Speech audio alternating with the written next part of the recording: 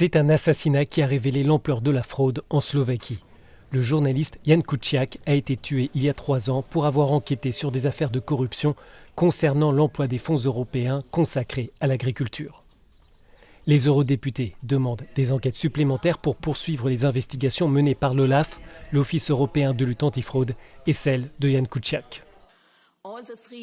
Les 3 enquêtes conclues en 2020 concernant les paiements directs sont liées aux questions mises en lumière par le journaliste assassiné Jan Kuciak.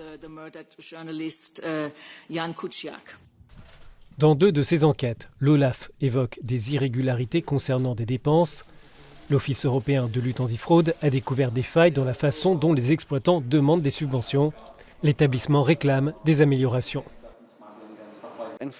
En fait, la propriété de la terre est très chaotique. Il est très difficile de justifier qui possède une parcelle et qui est en droit de recevoir de l'argent. Le nouveau gouvernement slovaque a pris ses fonctions au mois d'avril après une période d'instabilité politique.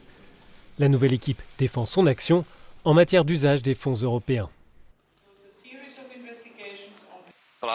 Depuis que je suis arrivé, je peux vous assurer que tous les paiements problématiques ont été stoppés.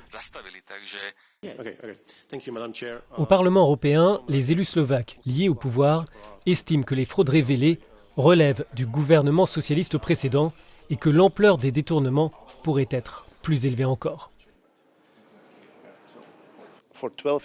Pendant 12 ans, le précédent gouvernement était fortement impliqué dans des affaires de corruption, y compris probablement le meurtre de Jan Kuciak et de sa fiancée, marquant un tournant de la politique.